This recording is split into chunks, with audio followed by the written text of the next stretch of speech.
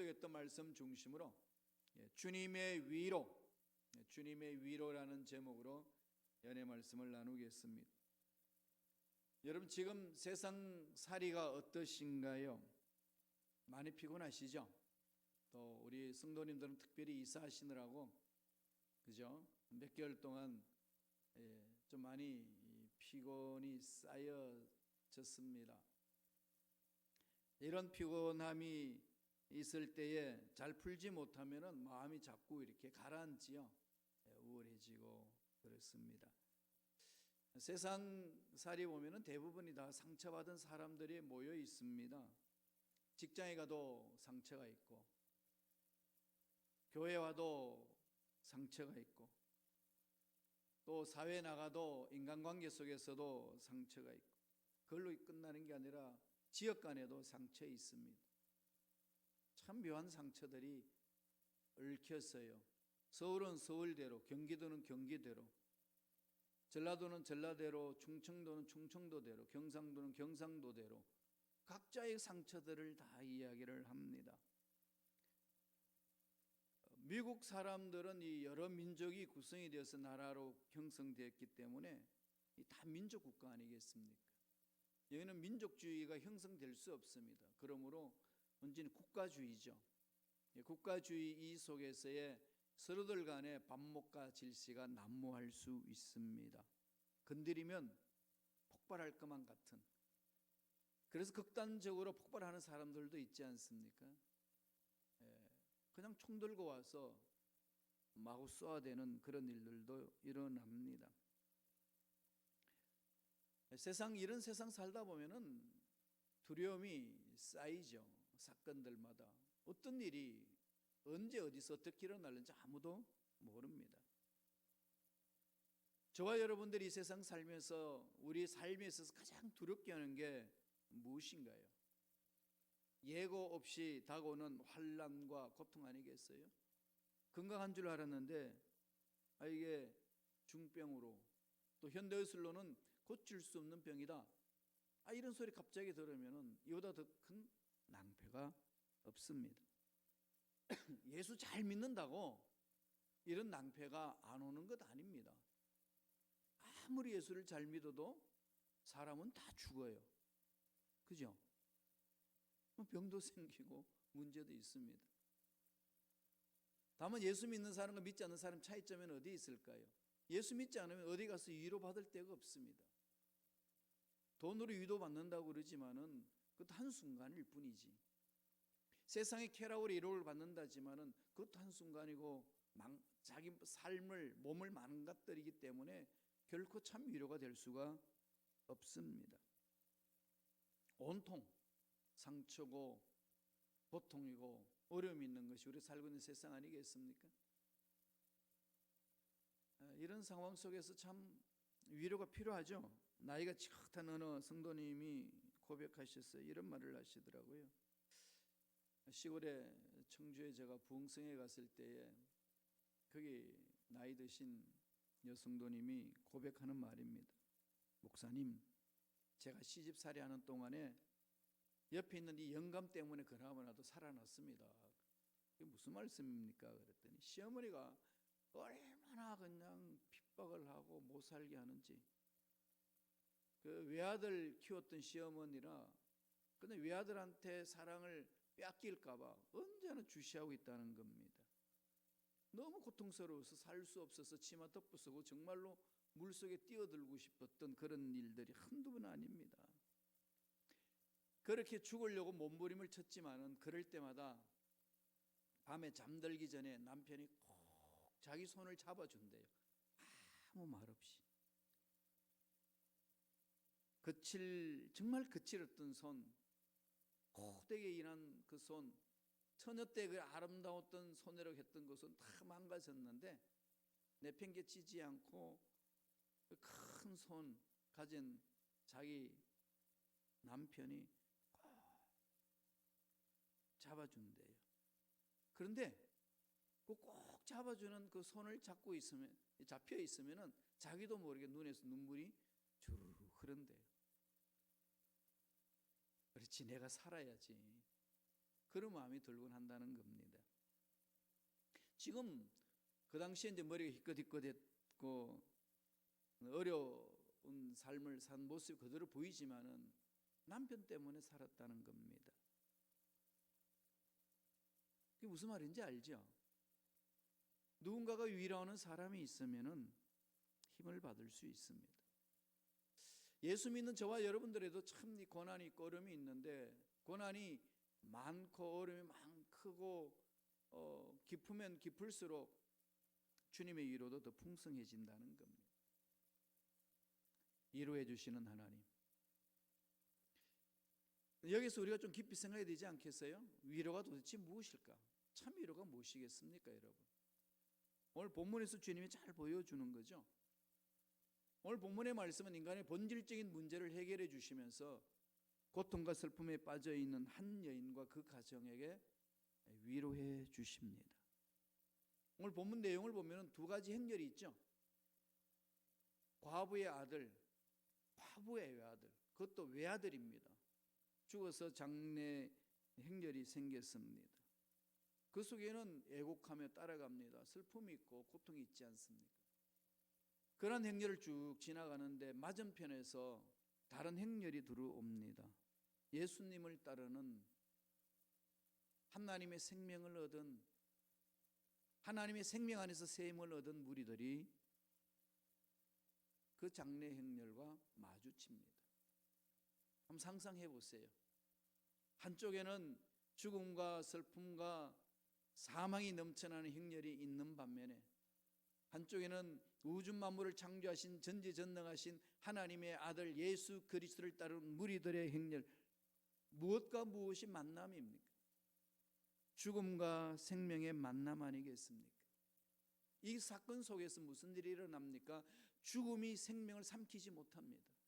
오히려 생명이 죽음을 죽여버립니다. 역설적인 거죠. 슬픔이 기쁨으로 변하고 절망이 희망으로 변하고 장례 행렬이 축제 행렬로 변하는 내용이 오늘 읽었던 본문의 말씀입니다. 인간의 가장 궁극적인 문제, 그 문제를 해결해 주시고 위로해 주시는 주님의 은혜가 오늘 본문 속에 있습니다. 오늘 본문을 통해서 주님 우리에게 뭐라고 말씀하십니까? 주님을 만나는 자에게는 이런 위로함이 있다는 거죠. 이민생활하는 저와 여러분 삶에도 참 이런 위로함이 필요하다는 겁니다. 저도 시카고 와서 이제 8년째인데 늘 기도했던 내용은 그거였습니다. 하나님이 저를 위로해 주셔야 제가 우리 성도님들을 위로할 수 있습니다. 그렇지 않나요? 하나님 우리 교회를 위로해 주시고 힘들고 어릴 때마다 만져주시고 일꾼들 보내주셔서 큰 일을 지금 감당하고 있습니다. 캐치길에 있다가 이 센트럴 로드길에 오는 과정만 해도 그렇잖아요. 다들 걱정을 했습니다. 어떻게 될까? 과연 이전 했을 때 우리 교회 모습이 어떤 모습으로 존재할까? 저도 참 이 마음에 저도 모르게 불안과 두려움이 이렇게 막 찾아오곤 했었어요. 그리고 앞으로 캐치길에서 센트럴 길로 와서 해야 할 일들이 많은데, 그리고 새 성전을 꾸미는데 이 모든 재정들을 어떻게 우리가 감당할 것인가? 이러한 말로 표현할 수 없는 불안이 있었거든요. 날마다 내려놓고 기도합니다. 하나님, 이런 부분들은 하나님이 구체적으로 만져주셔야 합니다. 하나님 만지기 시작하는데요, 성도님들이 막 자원하여서 동참을 하십니다. 그러니까 가만히 보니까요, 내가 일하지 않으면 안 되겠구나라고 하는 그 의욕들이 막 살아나시는 것 같아요. 그런 과정을 지켜보면서 그래서요, 진작 이사할 걸. 참 하나님이 만지시면서 이끄시는 그 은혜는 이루 말할 수 없습니다. 주님의 위로하심이 어떻게 찾아오시나요? 첫째로 오늘 이 과부의 아들의 죽음을 살려내시면서 하나님이 주시는 위로함은 제일 먼저 던지는 우리에게 주시는 메시지입니다. 주님이 찾아오시는 거죠. 찾아오심에 위로함이 있습니다. 주님은 우리를 찾아주시는 겁니다. 사실 주님이 위로하지 아니하시면 위로받을 때가 어디 있습니까? 순간적이지 않습니까? 어떤 상황이 있어도 우리가 온전히 위로를 받을 수 없다는 겁니다. 말씀을 볼까요? 누가복음 7장 13절입니다. 누가복음 7장 13절 다 같이 읽겠습니다. 주께서 과부를 보시고 불쌍히 여기사 울지 말라 하시고. 여러분 글자 읽기도 너무 좋죠? 저는 여기서 이렇게 자막을 보고 글자 읽으면 항상 고개를 이렇게 들어야 됐었어요. 제 2층에 저 위에 매달려 있거든요, 자막이. 근데 지금은 제 눈높이에 매달려 있습니다. 이것도 하나의 위로예요. 그죠? 하나님 보살피시는 은혜가 얼마나 큰지 모르겠어요. 오늘 말씀 뭐라고 그럽니까? 주께서 과부를 보시고 불쌍히 여기사 울지 말라 하시고. 과부의 그 어려움을 보시고 팽개치시는 분이 아니잖아요. 찾아주시는 거죠.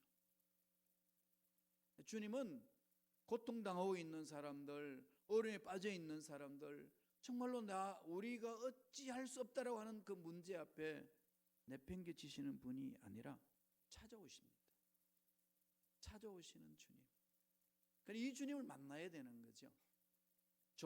종교와 우리 기독교 공동체 차이점이 뭐가 있을까요? 기독교를 보통 이제 종교다 사회적으로 분석을 합니다만은 우리는 기독교를 종교라고 여기지 않잖아요.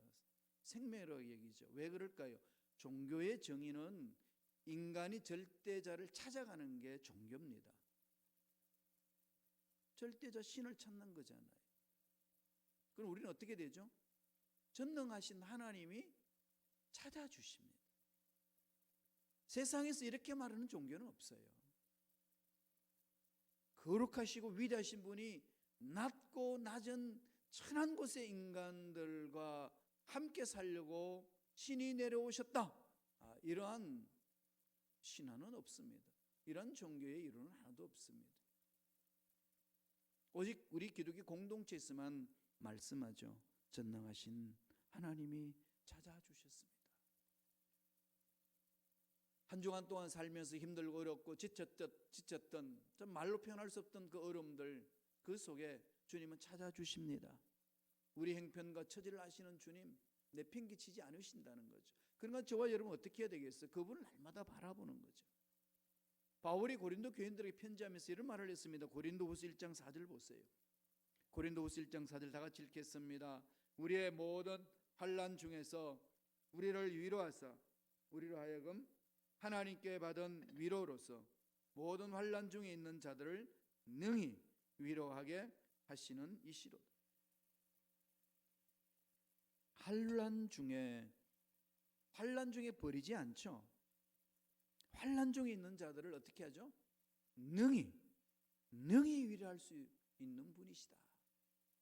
우리 인생에 어떤 문제가 있단다 할지라도 살아계신 하나님은 만나주시고 위로해 주시고 우리의 모든 필요를 채워주시고 보살펴 주시는 분이심을 믿습니다. 주님은 우리의 아픈 마음을 알고 계시는 분이셔요. 이 주님을 만났을 때 찾아오는 위로는 세상이 주는 위로 비교할 수 없습니다. 하나님이 찾아오셔서 우리에게 주시는 평화, 평강, 위로, 이 샬롬은 세상에서 비교할 수 없는 그런 샬롬을 말합니다. 그래서 주님이 두려워하는 제자들에게 찾아오셔서 말씀을 합니다. 요한복음 14장 27절 보세요. 두려워하고 고통 속에 있는 제자들에게 던지시는 말씀이에요. 다 같이 한번 읽어볼까요? 평안을 너에게 끼치노니 곧 나의 평안을 너희에게 주노라. 내가 너희에게 주는 것은 세상이 주는 것과 같지 아니하니라. 너희는 마음에 근심하지도 말고 두려워하지도 말라. 평안을 준다는 거죠. 이 샬롬을 주신다는 겁니다. 하나님이 주시는 이 샬롬은요, 그냥 마음의 평안 이것만 끝나는 거 아니에요. 영혼의 문제를 만져주시고 영혼의 문제를 해결해 주시고 마음에 상처받은 것들을 치료해 주시고 육체의 병들도 회복시켜 주시고 내 삶에 엉켜있는 그 문제도 풀어주신다는 겁니다. 그것을 샬롬이라고 그래요. 그래서 유대인들을 만나기만 하면 손을 들고 샬롬, 온전한 평화, 영혼이 잘됨 같이 범사가 잘되며 간간한 복이 있기를 원하노라. 그것을 말씀하는 겁니다. 아침에 눈 뜨자마자요, 이렇게 남편과 아내 얼굴을 보면서 외치세요. 샬롬. 이게요, 한국말로도 좋잖아요. 죽일 놈이 아니고 살롬. 살려주는 거예요. 응? 얼마나 멋있습니까? 좀 이렇게 찌부둥하고 지겨워 뭐 이게 아니라 오늘 일찍 가야 돼. 더 자고 싶은데 이런 말이 아니라 눈 뜨자마자 얼굴 보면서 샬롬. 예, 영혼이 잘됨 같이 범사가 잘되며 강건한 복이 있기를 원하노라. 그 말씀입니다. 죽음의 절망 속에 빠져 있는 과부, 그 외아들 잃어버렸던 그 과부의 마음 어떻겠습니까? 얼마나 고통스럽겠습니까? 그를 내팽개치지 아니고 주님은 찾아오셔서 울지 마라. 내가 너와 함께하라. 함께함이라. 누가복음 7장 16절에 보면 하나님께서 자기 백성을 돌보셨다 하더라. 돌보셨다. 에피스캡토마이, 에피스캡토마이 헬라어를 씁니다. 이 말은 방문하다, 깊이 방문하다 이 뜻입니다. 그러나 주님이 우리 마음에 깊이 방문해 주시는 거죠. 우리 목사님들이 성도님들 방문하는 걸 뭐라고 그러죠? 신방이 아니고 신방. 신방. 많은 분들이 신방이라고 하시는 분들도 신방은 신랑 신부가 꾸미는 새로운 방이에요. 하나님 주님이 성도님들을 찾아주셔서 마음에 깊이 만져주시듯이 신방 깊은 만남을 갖는다 이거죠. 가정의 속사정을 이야기를 듣고 마음이 아픈 사건을 이야기를 듣고 어려운 상황을 듣고 기도해 주는 걸 말합니다. 바로 그걸 말하는 거죠. 그 에피스캡토마이라는 말은요, 주님이 우리 마음에 깊이 찾아주신다. 주님은 그런 분이시에요. 의사가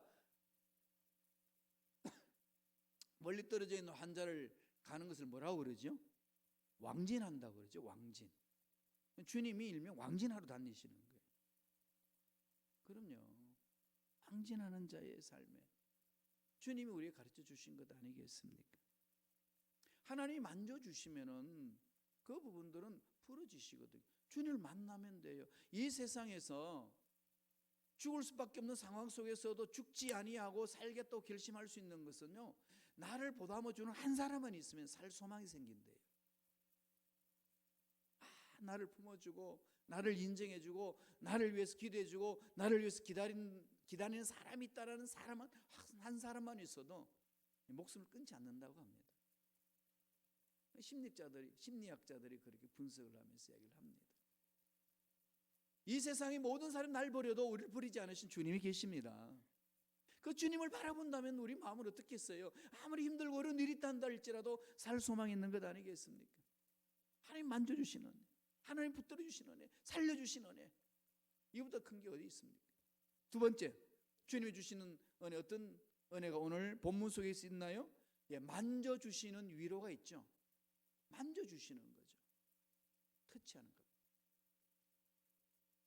주님이 터치해 주시는 거죠. 혈병 걸렸던 여인이 주님의 옷자를 만지기만 해도, 터치하기만 해도 내 병은 나을 줄로 믿습니다. 그 신앙 고백 속에 주님이 그 영혼을 만지신 것 아니겠습니까? 주님이 나를 만져주셨습니다. He touched me. 주님이 나를 만지셨습니다. 위로함이 있는 거죠. 14절 볼까요? 누가복음 7장 14절 다 같이 한 목소리 읽겠습니다. 가까이 가서 그 관에 손을 대시니 맨 자들이 서는지라. 예수께서 이르시되 청년아 내가 내게 말하노니 일어나 나라 하심에, 여기 관에 손을 대시니 이건 우리 한국말로 번역했을 뿐이에요. 관에 손을 대니, 엄격히 말하면은요, 시체를 그냥 이렇게 보자기를 사가지고 메고 갈 때에 주님이 손을 얹은 겁니다. 어디다가 손을 얹었을까요? 그냥 시체를 싼 보자기에 손을 얹은 겁니다. 가부의 아들 죽은 그 시체에 손을 얹은 거죠. 유대인들은 시체는 부정하다고 하기 때문에 만지지 않습니다. 근처도 안 가잖아요. 부정이 옮겨온다고. 그렇기 때문에 레위인과 제사장들과 길을 가다가 강도 만난 사람을 바라보고 감히 가까이 가지 못합니다. 왜 그럴까요? 지금 그 사람은 회당에 가서 말씀을 전해야 되고 그리고 그 사람들을 섬겨줘야 됩니다. 그런데 쓰러져 있는 사람이 죽었다면 만지면 부정하기 때문에 하나님의 예배를 못 드립니다. 그 일을 못하는 거죠. 그러니까 레위인도 그렇고 제사장도 그렇고 자기 할 일을 하기 위해서는 근직하면 안 됩니다. 그래서 지나쳤어요. 사마리아인이 가면서 그를 만지고 살려서 여간에 잠재우게 하고 먹게 하고 필요한 돈을 지불합니다. 더 많이 들면 내가 죽게 나한테 이야기하라고 갑니다. 그 비유를 말씀하시면서 주님 뭐라고 그럽니까? 누가 참 이웃이냐? 이 오늘 저와 여러분들이 신앙생활 하는데 정말 핵심적인 거거든요. 종교생활 한답시고 정말로 아버지 마음이 어디 있는지를 모르고 엉뚱한 짓을 할 수가 있다는 얘기입니다. 주님은 유대인들이 시체를 만지기를 거부하는 그 상황 속에서 그 시체를 만져줍니다. 터치하는 거죠. 생명이 죽음을 감사하는 순간 아니겠어요? 생명이 죽음을 죽이는 사건 아니겠습니까? 생명의 주님의 손이 그 시체에다가 얹으니까 싸늘하게 식었던 그 몸이 뜨거워지기 시작합니다. 이 구약에서는 손을 얹었다 이 말은 정가된다 이 말이거든요. 그래서 제사장들이 이 제물에다가 손을 얹고 기도하잖아요. 또 죄지은 사람들이 염소에다가 양에다가 손을 얹고 기도하잖아요. 내 죄가 다 전이 됐다. 그리고 기도하고 그리고 죽이잖아요. 내 죄는 씻음 받는 거. 이 전이 되는 거죠. 주님의 생명이 전이 되는 것이고 죄로 인해서 죽었던 그 영혼이 주님으로 인해서 살아나는 것을 말합니다. 만져주시는 은혜가 얼마나 강한지 모릅니다. 능력이 손이 되는 거죠. 그래서 부모와 자녀들 간의 허깅을 많이 해야 되잖아요. 얼굴 비벼주고. 제가 애들한테 얼굴 비벼주면 애들 기겁을 합니다. 왜냐하면 얼굴 전체 수염이 있어가지고. 물론 배려는 해야 되지만은 이렇게 품어주시는 그 은혜를 우리가 체험해야 되는 거고 그런 사람을 체험한 사람들은 옆에 있는 사람들을 그렇게 품어줄 수가 있습니다. 그 의료 치유 중에 캥거루 케어라는 용어가 있습니다. 캥거루 케어. 2010년 3월 25일 날 호주에서 몸무게가 900g밖에 되지 않은 미수가 쌍둥이가 태어났어요. 둘째는 살렸는데 첫째는 못 살렸습니다. 그래서 첫째를 못 살려서 의사가 그 엄마에게 살리지 못한 첫째 아기를 품에 안기면서 그럽니다. 도저히 우리 의술로는 안 됩니다. 그런 애를요, 캥거루가 왜 자기 새끼를 안듯이 꼭 안습니다. 그런데 그 순간에 기적이 일어났어요. 의사가 살리지 못했던 그 미숙아를 그 엄마가 살려냅니다. 그 생명이 돌아왔어요. 애가 숨이 멈췄다가 갑자기 후 그럽니다. 이게 의료계에서는 캥거루 케어다라고 해가지고 이런 치료법을 많이 한대요. 2011년 현재 미국 신생아 중환자실에서 캥거루 케어를 받은 신생아는 84%나 이른다고. 이 만져주심이 어떤 파워가 있는지를 우리 현대 의술에서도 보여주는 것 아니겠습니까?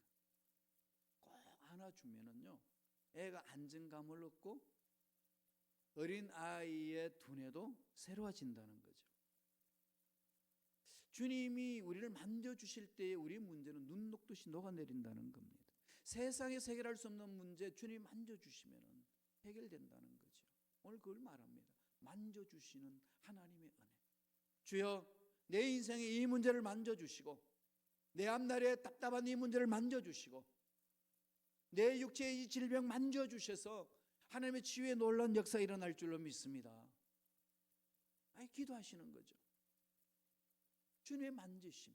오늘 이 과부의 아들이 죽음으로 인하여서 고통 중에 있는 그 집안의 주님은 만지심으로 생명을 주는 살려내는 은혜가 있습니다.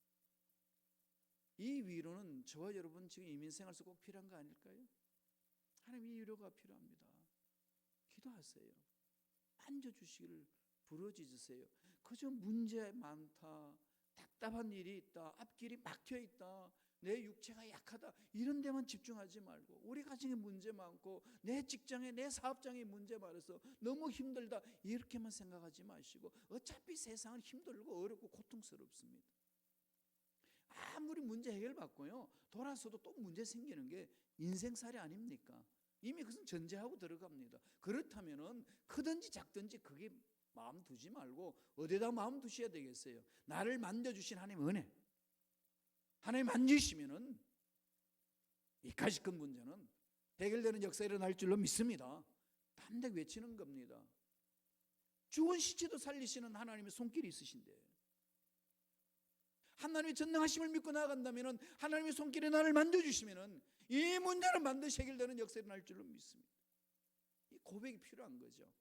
그 주님을 바라보며 달려가는 것이 정말 필요한 것 아니겠습니까? 자기 스스로 이렇게 묶이지 않기를 바랍니다. 현대 의술에 의해서 세상에 말하는 의사가 진단하는 것으로 내 인생 끝났다고 결론 내리지 말라는 겁니다. 현대 의술로서는 이것밖에 못합니다. 이 소리지. 하나님도 못하십니다. 이 소리는 아니잖아요. 그런데 하나님 믿는 우리들이 왜 그 의사 말을 신봉하고 그냥 그 말만 들었다 하면은 그냥 폭삭 가라앉아 버릴까요? 멀쩡했던 사람이요 진단받고 와서 감이다 그랬더니 샛노래가지고 그냥 죽을 상이 되어버리더라고요. 하나님은 죽은 자도 살리시고 없는 것 다 있게 하신 하나님이신 줄로 믿습니다. 그 하나님이 만져주시면 되거든요. 사업도 만지시면 살아나는 것 아니겠어요? 직장 이런 문제도 만지시면 해결되는 것 아니겠습니까? 내 앞날이 미래 불확실한 것도 하나님 만지시면 열리는 역사 일어나지 않겠습니까? 우리는 그 하나님 믿는 겁니다. 그게 집중한다면 그 하나님으로 인하여서 기뻐할 수밖에 없고 마음에 감사가 넘쳐날 수밖에 없는 것 아니겠습니까? 이번 주간부터 우리 특별 추수감사절 기념하여 특별 새벽 기도합니다. 한 해를 돌아봅시다. 그리고 앞으로 해줄 것을 바라봅시다. 감사가 얼마나 넘쳐나야 될지 정말 감사가 넘쳐나는 한 주간 되기를 바랍니다. 하나님 만지시면 되거든요. 마지막 세 번째로 주님의 위로가 어떻게 온다고 오늘 성서는 가르쳐 주시나요? 회복해 주신다는 거죠. 회복시키시는 은혜. 말씀을 보면은 죽었던 자가 살아납니다. 말씀을 볼까요? 누가복음 7장 15절이에요. 다 같이 한 목소리 천천히 읽겠습니다. 죽었던 자가 일어나 앉고 말도 하거늘 예수께서 그를 어머니에게 주시니 죽었던 자가 일어나 앉고 이거 말 되는 소리예요. 제가 처음에 예수 믿고 나서 어릴 때는 그냥 막 교회 나와가지고 이렇게 교회에서 막 친구들하고 재밌게 지내다가 10대 말에 가서 이게 이해가 안 됐습니다. 이게 걸렸어요. 죽었다는 자가 살아났다는 게. 이게 아무리 생각하고 아무리 이해하려고 해도 이해가 안 돼요. 죽었으면 죽은 거지. 어떻게 죽은 사람이 사냐? 그리고 또 하나 이해되지 않는 것은 예수님만이 길이고 진리라는 사실이요. 여태까지 배운 것은 모든 인간은 동등하다는데 왜 예수 인간만 길이고 진리냐? 이 부분 두 가지가요 저를 그렇게 괴롭혔습니다. 3년을 그렇게 그냥 포기하고 다 흑우다 그러고 흐우적거리고 다녔습니다. 하나님 만져주시니까요 죽었던 영혼이 이렇게 살아나더라고요. 참 소망이 뭔지 참 삶이 뭔지를 온전히 주님의 말씀을 속에서 제가 회복되었습니다. 주님은 죽었던 자를 살려주시는 분이에요. 망했다고 그랬는데 하나님 주님이 만져주시면은, 찾아오시면은 살아나는 역사 일어난다는 겁니다. 이 나인성 과부를 살린 이 사건은 뭘 보여줄까요? 죽음을 정복했다. 예수님이 죽음을 정복했다. 죽음도 죽여버렸다. 역설적인 은혜 아니겠습니까? 그게 바로 부활이잖아요. 우리는 죽어도 이제 사는 겁니다. 육체는 죽어도 다시금 부활의 몸을 입습니다. 이거보다 큰 소망이 어디 있습니까? 이거보다 큰 힘이 어디 있습니까? 그래서 매 순간 우리들의 삶은 어떻게 살아야 될까요? 날마다 이 부활의 소망이, 부활의 생명이 저와 여러분 삶에 넘쳐나야 될 줄로 믿습니다. 주님이 찾아오시는 곳에는 그런 생명이 있습니다. 여러분, 이거 어떡하지? 이런 문제 있을 때요, 어떡하지? 그게 빠지지 마시고 죽은 자도 살리신 주님, 이 자리에 오셔서 만져주옵소서 외치셔야 됩니다. 사도 바울도 나중에 고린도 교인들에게 이 편지하잖아요. 고린도전서 15장 보세요. 우리 부활절날 많이 읽었던 말씀입니다만 오늘 한번 다 같이 읽어볼까요? 15장 51절 52절입니다. 다 같이 읽습니다.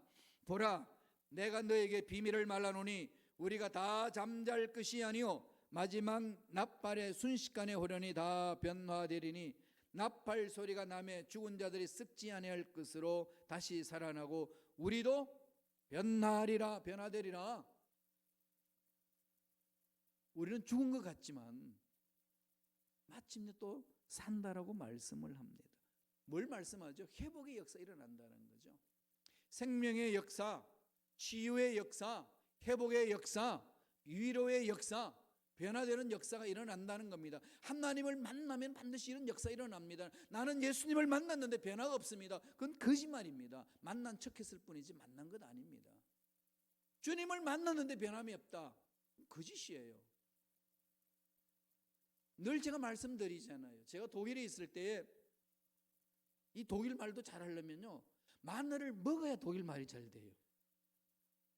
정말이에요. 저는 이게 막 찌보당하고 힘들고 이럴 때마다 그냥 막 고기하고 마늘하고 찔끔 거는 힘이 나요. 그냥. 세미나를 갑니다. 그러니까 입에서 얼마나 냄새 나겠어요.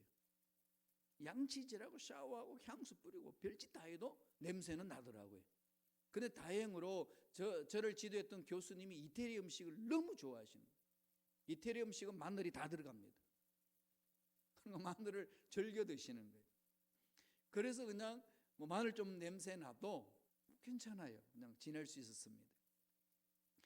마늘을 먹어도 냄새가 나는데 우주 만물을 창조하신 전능자 하나님의 생명이 있는데 아무 변화가 없다. 이게 뭐죠? 기적이에요. 그렇잖아요. 하나님의 생명이 내 속에 있는데 내 생명이 변화되지 않는다. 이건 있을 수 없는 겁니다. 하나님 나라의 원칙은 이게 없는 거죠. 저와 여러분의 삶에 있어서 가장 이건 중요한 포인트 아니겠습니까? 예수를 만나면 변화되어 있고 문제 해결되어 있고 하나님 이끄신 은혜를 맛볼 수가 있고 위로함을 받을 수가 있는 겁니다. 성서에서 보여주시는 거거든요. 이걸 체험해야 되는 거죠. 그래서 만나라는 겁니다. 말씀을 통해서 주님을 만나셔야 돼요. 자꾸 만나라고 그랬더니 목사님 어떻게 만납니까? 눈에 보이지도 않고 손에 만질 수도 없고. 그죠? 그럼요. 눈에 보이는 하나님이 계시잖아요. 어디에 계시죠? 저는 하나님이 보여요. 여기 있잖아요. 안 보이세요? 하나님을 만난다는 것은 하나님의 말씀을 읽고 말씀 속에 하나님 어떤 분인지를 체험하는 거예요. 하나님을 만날 수 있는 길을 다 열어주셨어요. 왜 못 만나죠? 하나님을 만나려고 시도도 안 하니까. 되게 만나고 싶은데 마음뿐이지 만날 수 있는 길로 안 와요. 만날 수 있는 길은 말씀 속에 들어가 보세요. 그리고 자신을 돌아보세요. 난 만나는 삶이냐 하나님의 음성 듣고 사는 삶이냐, 그건 자기가 점검할 수 있잖아요. 왜 못 만나죠? 왜 음성 못 듣죠? 예, 하나님 말씀 안에 못 들어요. 안 들어요. 여러분 일주일 동안 성경을 어떻게 대합니까? 일주일 동안 여러분 밥을 얼마나 먹고 사십니까? 머릿속에 딱 들어오죠? 뭐 하루에 몇 끼 먹는 거 딱 계산은 딱 나오잖아요. 그죠? 일주일 동안에 3끼씩 해가지고 다 먹는데 3, 7은 20일, 21끼인데 한 끼는 빠질 수 있겠어요. 그죠? 아니, 매일 한 끼씩 빠져서 2끼를 먹어도 그냥 14끼는 먹어. 머리 계산 다 돌아. 근데 하나님 말씀 얼마나 먹죠? 몰라. 해본 적이 없어.